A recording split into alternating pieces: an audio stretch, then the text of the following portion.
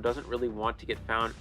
The way you deal with a breaking wheel is you have characters that are good at kiting the wheel outside of wheel form. Psychologist does not have that. So we're going to see the breaking wheel go into wheel from here, immediately rotating towards the middle of the map here, going towards the tables area. Actually, no, it looks like rotating towards theater and heading left over towards one of the two-story areas. Does find the forward first. It's actually okay to chase forward as a breaking wheel, because if you do down that forward, you don't have to deal with that harassment for the rest of the game.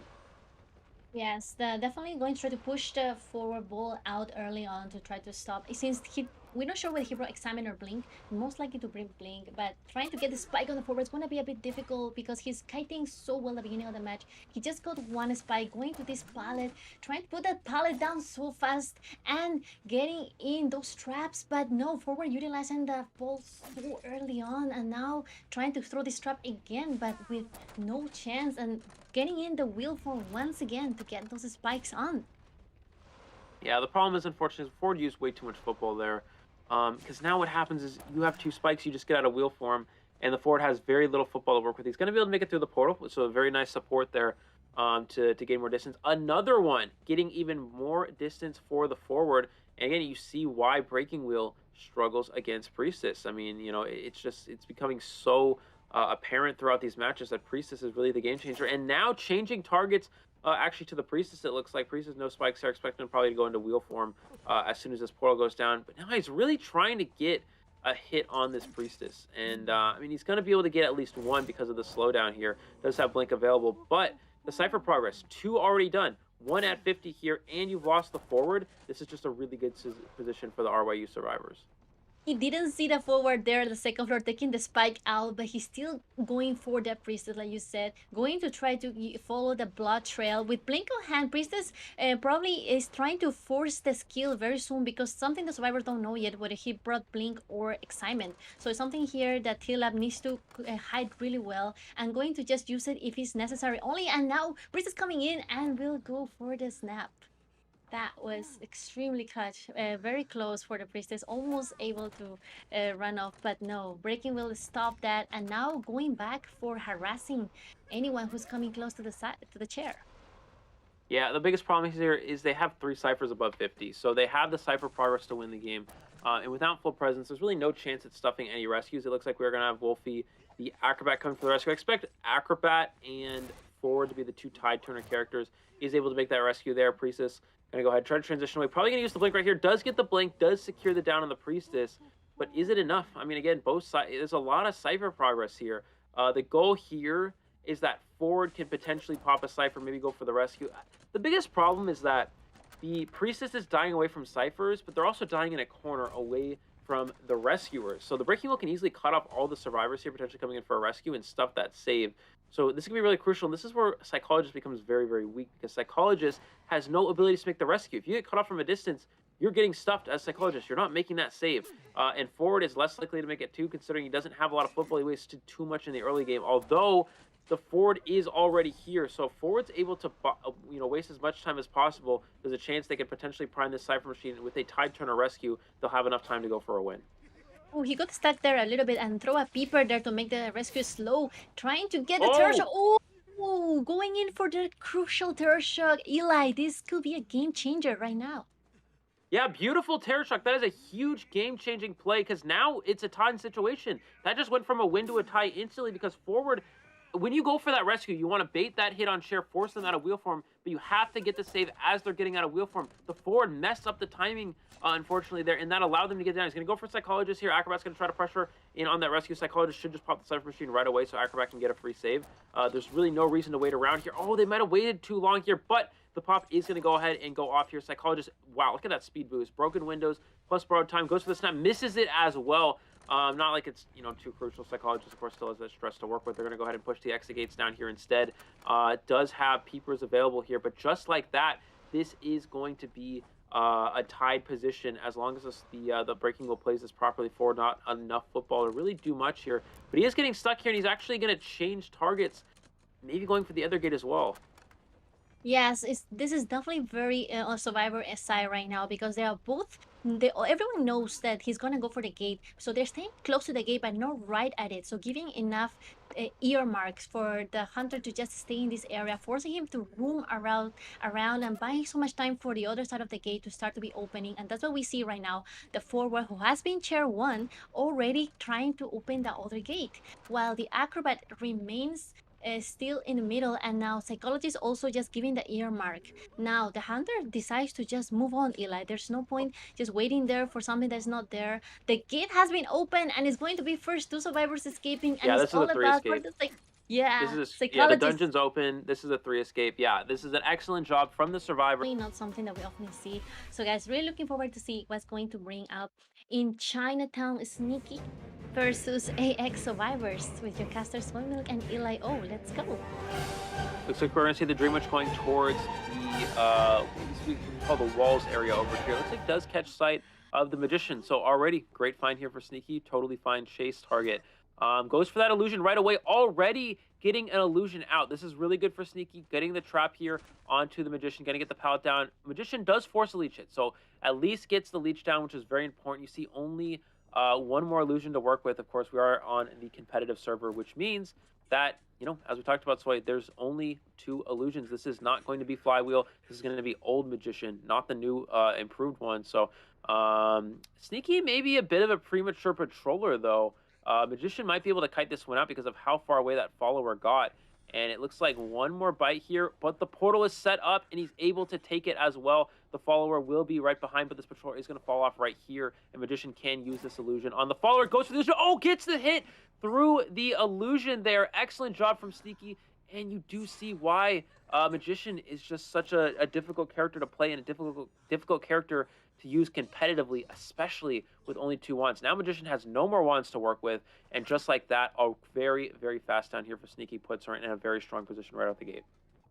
Yes, forcing another survivor out of the cipher is very, very sneaky gameplay. She really likes to do that, putting the survivor in a chair close to a cipher and being in control of the situation. That's something Sneaky does so well, making the first hit on the mercenary, forcing an early rescue. Magician getting that skill to remain on the chair for a little bit, but no, now transitioning away, and now it's all about the patroller coming in from Sneaky once again, trying to bite the Magician while mercenary taking already the first damage. Ooh, that last effort hitting in, that is very, very fast. And actually, it was not so close to do a rebound kai, but anyway, the Magician did try, and now Sneaky coming in, following the mercenary and also putting a leech as well. That's one of the things about Sneaky manage of this map. He's always able to control these survivors really well, and that's what we see in Eli, a multitasking god right here.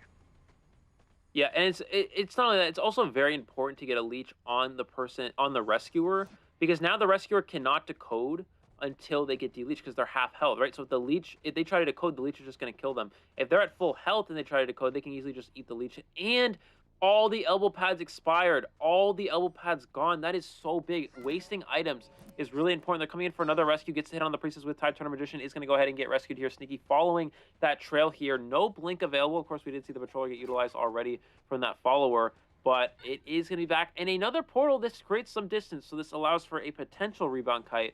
But I don't know how long it's going to be, considering the leech is following shortly behind, and the blink will be online or the trade at least will be online in a few seconds here. We may see a switch to blink if he's is able to get the down out the window. Anyways, so Sneaky can share the Magician for the last time here, and the cipher progress not far enough at all. A leech in play onto the mercenary as well. 2 survivors injured. This is a very good position for the Dream Witch. And didn't even force the blink, Ila. Just like you said, it was quite likely that must force a sneak into a blink, but she hasn't given yet. She's still holding into the patroller, and now the mercenary just unleashed, so leaving only the priestess leech on the map. They're trying to get all the resources away from the Dream Witch, so this is actually smart gameplay from AX as well. Now that they know that the cards are not on their side, they're gonna try to manage to stay away as far as possible from the leeches. Yeah, and it looks like, of course, that leech on the priestess is going to pressure them down, forcing a deleech. Again, before you go back to decoding, if you're half health and you have a leech in play, you're just unable to decode. And it looks like we're going to see Sneaky trying to find where these survivors are healing up. Looks like not able to do so. And the leech still following this priestess is going to... Nope, not going to take down the portal. Goes for a patroller onto the priestess here, trying to trap them in here. So the leech is going to camp one side, the spawn's going to camp the other. Going to go ahead and take that portal, and he is able to get the down with the leech, but the leech is going to get removed because of that. And that actually gives the survivors a little bit of room here. And I don't know, is Sneaky going to chair Priestess? Yeah, it looks like maybe with the spawn follower here, and is going to get another leech into play in the process. Yes, that's one of the things that survivors did quite well, like you said, getting rid of all these leeches, forcing Sneaky to waste time waiting for the next leech to come in. And now there's 2 ciphers remaining. One of them 65, almost about 70, and the next one is also 50. So this is looking actually not too bad. They could still try to finish decoding. We see Enchantress trying to also get the leech off, but however, she'll be forced to stay away from her cipher for a while the mercenary coming in for a first-time rescue on the Priestess. Looks like we're going to see that hit there, taking that portal. And you see the stun. Enchantress has a stun, being built up on one of the followers, but it's only one. And this is why Enchantress can be really difficult against Dreamwitch because, as soon as another leech comes into play, you don't have the stun on the new leech. You only have it on each individual one, which makes it very weak and, again, susceptible to patrol. We're going to go ahead and continue after the Priestess here. Trying to get this last hit. Does Priestess have a portal? No. He's going to go down to the spawn follower. The last Cypher Machine's almost done here, but Sneaky needs to try to pressure one of these, and just in time, pressuring that mercenary off the last cipher. Priestess on share here, and this should potentially seal the deal here if Sneaky plays this properly. Goes for the blink, gets the hit onto the mercenary. Mercenary unable to make the rescue in time here. Will they be able to prime the cipher in time? Sneaky has to make sure mercenary doesn't get the save, and it looks like mercenary is going to go down right before. They're waiting for the perfect timing. No, he drops, goes for the swing, and gets the Terror Shock on the rescue, preventing the save. That's going to be 1 extra kill here. And the Leech on Enchantress, which means all that Sneaky has to do is down the Enchantress with her Leech, and that is a 4 survivor elimination. I believe the Enchantress Leech should potentially have Blink, unless I'm mistaken, unless it was the... No, okay, the Enchantress Leech was actually the one that was used to hit the mercenary. But look at that, only 1 more stun for the Enchantress. She can use them all up here, but they're going to go away very quickly. You get a simple trap with the followers, and there's the blink. There's the down. 4 survivor elimination. What a turnaround there at the end, and an 8. Probably will expect to see a blink to start out with. There's no real reason to bring. You can only bring excitement for Enchantress, and then maybe cite Entomologist to walk through the beast, but that's not really relevant. And especially a 3-hit character like Psychologist, you have to bring Blink. So we are going to see the Geisha get spawned here from Sneaky, which means that Survivor does spawn over near Fake Gate. Actually rotating straight to corner, right into Sneaky's line of sight, but did not catch sight of them actually, and is going to go ahead and go for the Fake Gate, and going for that swing there, and already you see the buildings interfering with the mirror image. That's exactly why Bloody Queen is so weak on this map. We do have the mirror image right behind. Oh, but it does die out just in time, and the Enchantress is going to be able to kite out this mirror image because of that. And yeah, Sneaky already on the back foot, missing that first mirror image because Ever Sleeping Town can be such a struggle, and you see Enchantress just trying to break line of sight and is going to try to use these buildings to their advantage.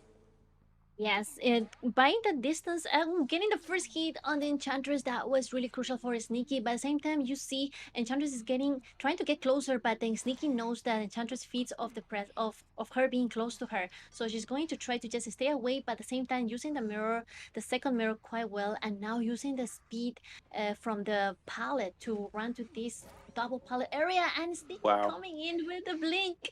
That was so clutch for Sneaky, getting a stun and blink at the same time, Eli.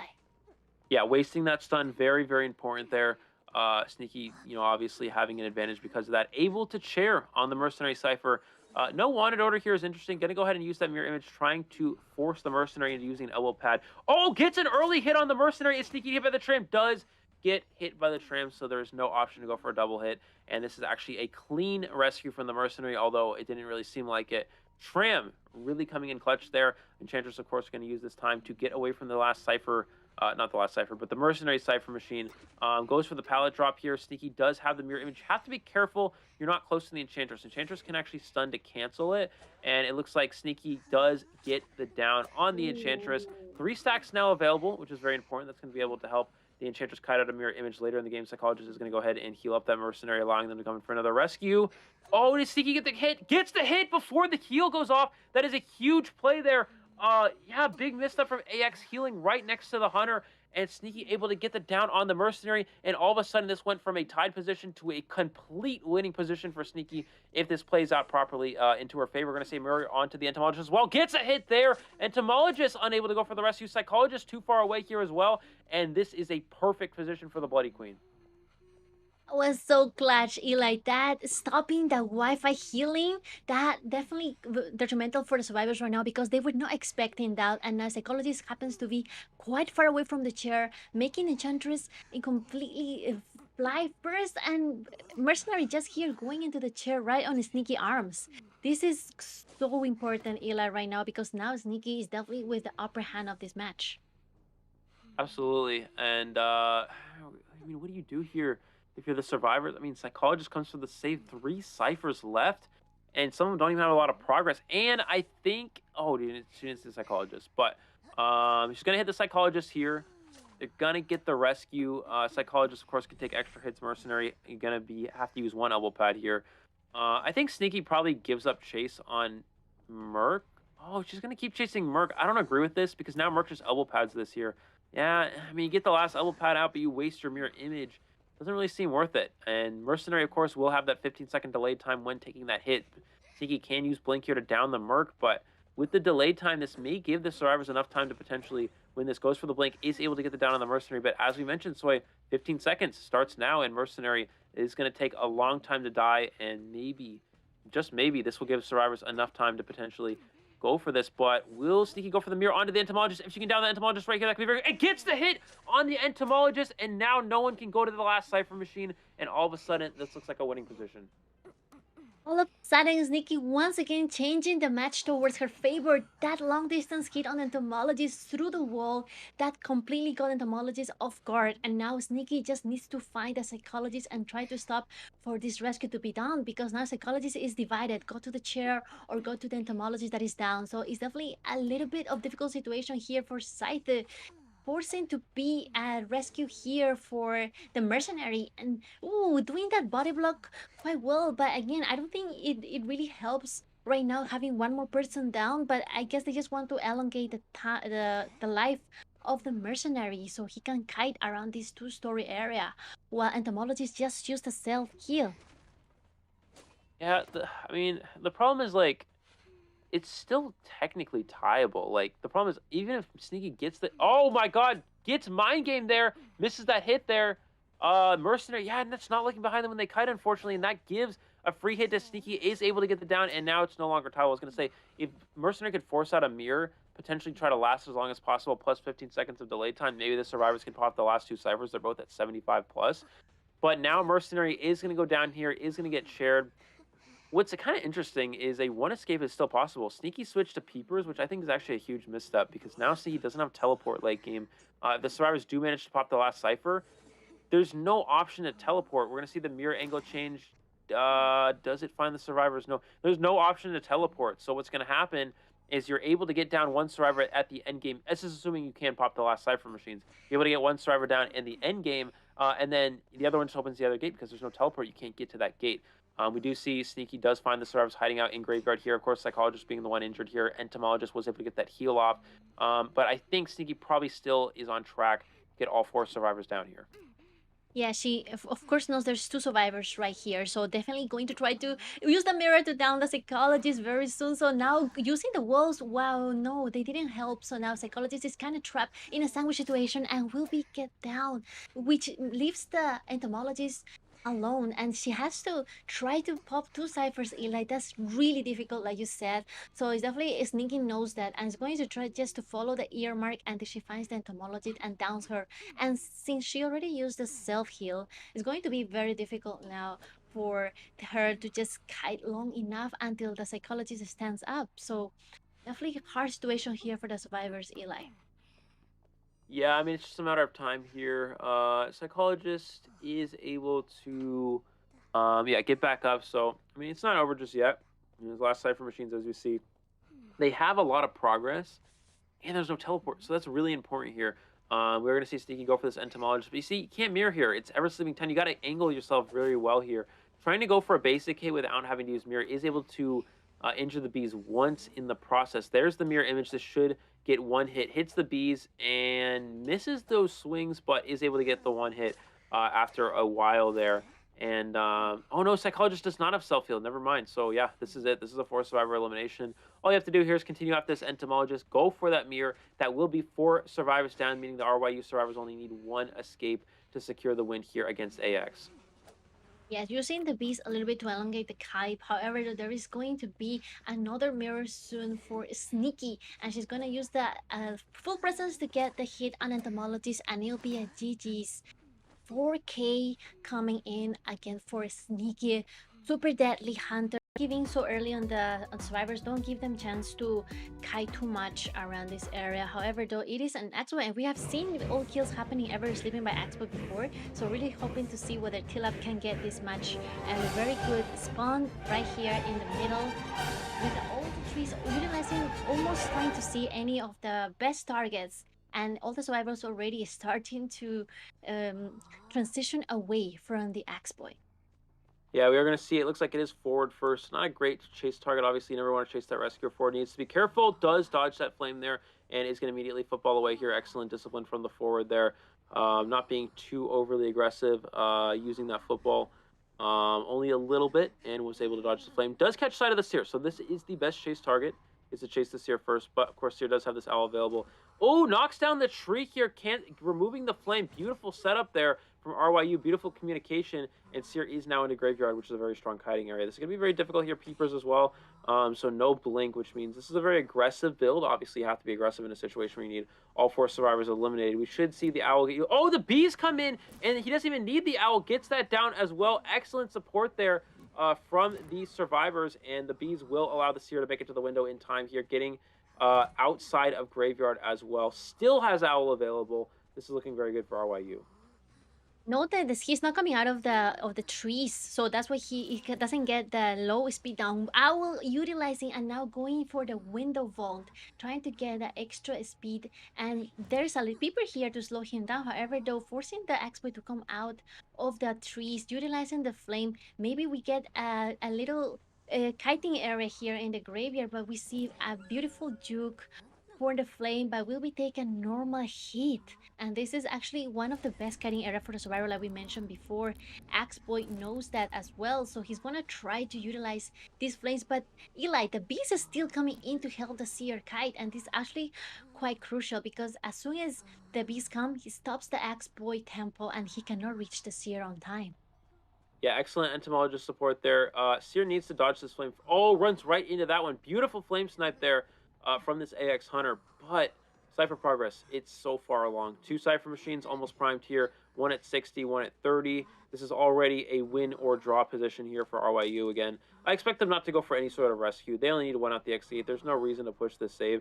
I mean, the Seer died away from all Cypher machines as well. This was a beautiful job. The Seer did a 2.5 Cypher kite. That's enough for a draw or a win, and died away from all Cyphers.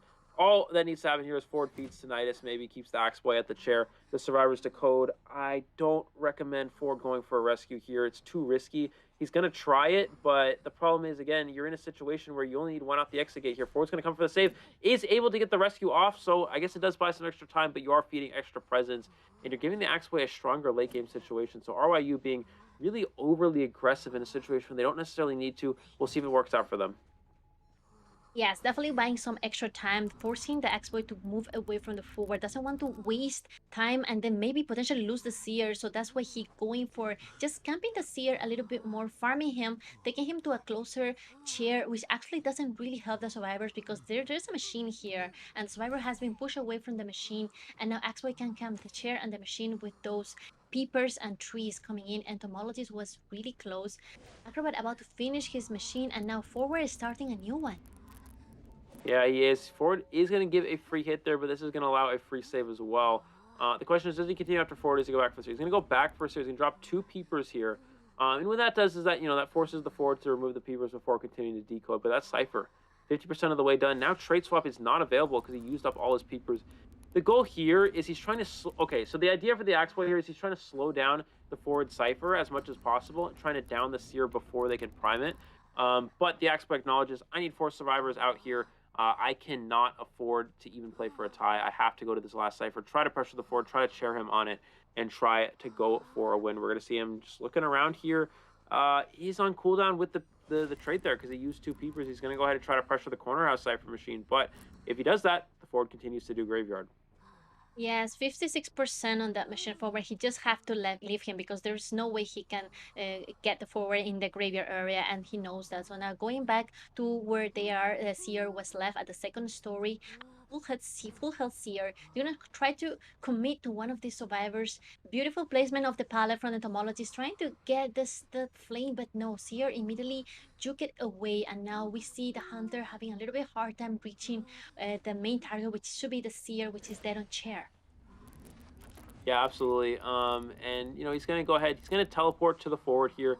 Forward is able to make it into graveyard as well, but it doesn't matter. Corner house, you see, 60% of the way done. And actually, because Axway used teleport there, it's now over. If forward even goes down before the Cypher's primed, doesn't matter. They're just gonna pop the Cypher. They're gonna go to the gates. He has no teleport. He has no map pressure endgame. Beautiful jukes from the forward. He's gonna go down.